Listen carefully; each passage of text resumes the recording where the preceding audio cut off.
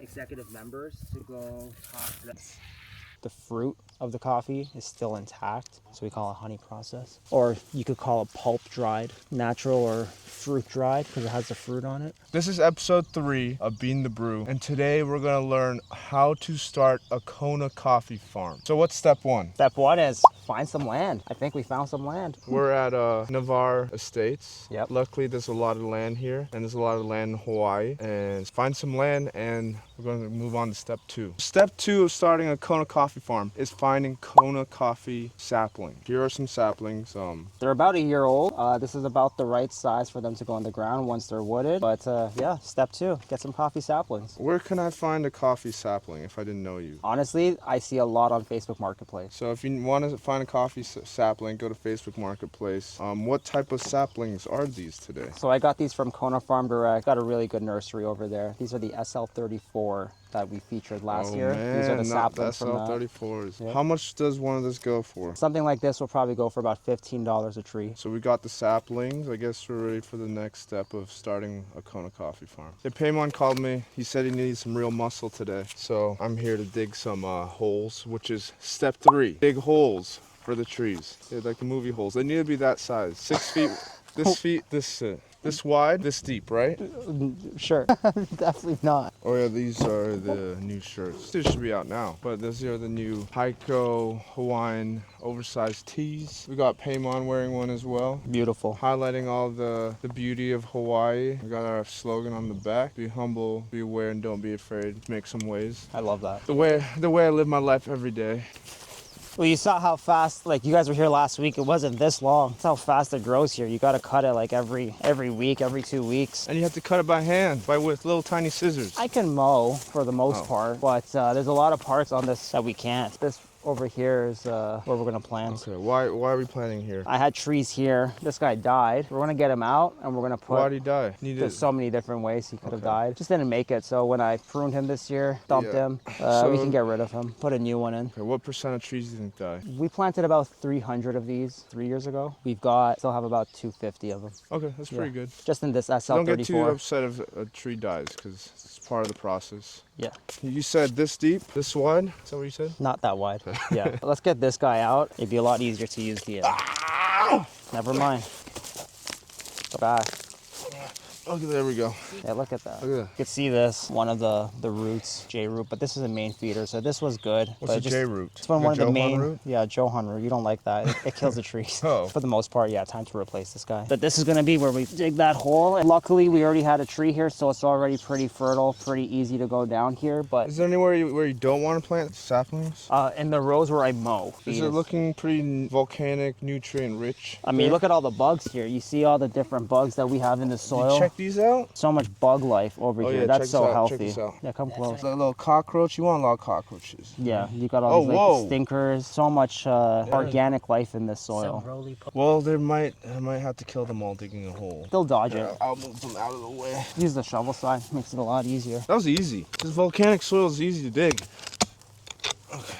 Perfect. I think that's pretty good. Can I hire you to do this? I have a lot more planting to do. So that's plenty deep. That is beautiful. Well, before we planted it, I soaked all the saplings in water just to make sure the soil was wet. Because afterwards, once we put it, we're once again going to water this area, and we're going to do that for the next couple weeks, at least once a week to keep it alive. And we're going to give it some nutrients. Step 3 is what? Dig a hole. Step 4, put the tree into the. Okay. You're going to massage this, the tube, and when you massage it, it'll be a lot easier to just pull it out. And then you can fluff out the bottom, just fluff it out a little bit down there. And we're gonna bring all the soil that we just dug up. You could dig around here. You can use the pickaxe if it makes it easier. You wanna cover it. Yeah, you got plenty of soil on your right there. That's perfect. All the bugs are still alive. Yep. Oh, look at that right there. You want to do the little rock circle in front? Like a it's like a fertilizing circle around the thing. When it rains, all the volcanic richness flows down these rocks. A bit lower. I'll keep an eye on this specific tree throughout the years. There we go. And I'll have you come back to it. Let's do another one. What's happening now? I do my trees 5 feet apart. So our next one. Normal? Some people do 3 feet. I like to do 5, which would be right over here. I have to go. There must have been, yeah. because it's easier to come out. So 3 years ago, we didn't have to use a pickaxe. We had an excavator. So all of these that were existing holes would be a lot easier. But anything new that we planted in the last 2 years, so about 300 trees, I wish it was this easy. You're doing a killing, man. When can I bring HiCO baristas out here to Whenever. help me plant? It's a nice hole, right? Okay. So I'm gonna gently massage it. See that? Reviews. Oh. Nice. Not so bad. I think there should be more young coffee farmers in this town after this. Everyone might have a farm. Look at this volcanic rich soil. That's a really good sign to see worms and other bugs in your soil. It means I haven't killed it with glyphosate. That's one of the things, right? What's glyphosate? Roundup, cancerous. Do you use that? I don't use Roundup on my farm. No. Wow. Now this looks like there maybe wasn't a tree here, so I might have to use a little. Oh. It's all rock. Hey mom, what do I do? Just Maybe wear right yourself here? out. Yeah, go a little higher. When you hit the blue rock or something like that, go another few inches to the side or closer. It doesn't have to be exactly 5 feet, but you're not going to be pickaxing stones all Oh day. yeah, there we go. There you go. Look at that. Feels rock. Look at that. That's what we call batu. I would give up on this one. Really? Yeah. This right here might be good. Giving up on this one. After Check it out. Johan's great work, there's just way too many rocks down here. Even if we were to go any deeper, the roots won't be able to go anywhere. So this is a lost cause. No tree here at all, or move around? I don't know. It looks pretty rocky on that side, maybe a bit more in this direction. Is this an excavator's job? There's plenty of areas where we can plant more. Okay. Yeah. Shade grown. Look how healthy the ones in the shade, Laura. Yeah, right here. Well, you want me to do it a little bit and you can do the planting part? I can show you a couple tricks. Let me see the tricks. When you come to a rock like that, like I don't go as hard as you go because when you're doing 50 holes a day, you're gonna wear out in the first hour. So I'm gonna just use this as a shovel. But when I come to something like that, I'll switch sides and I'll be able to like pick it out. And then go back to the shovel side. This tree's gonna be huge. That's the trick that I would do. It's actually kind of a hard massage, not a soft You're massage. releasing the soil from the inside. Remember, standing up, boom. Yep. Break the bottom. Plant it on a worm.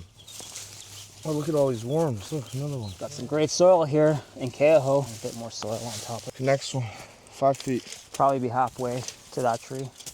Oh. Yeah, you don't have to go as hard. Go nice Don't and wear soft. yourself out. Oh, there might be a big rock down there. Woo!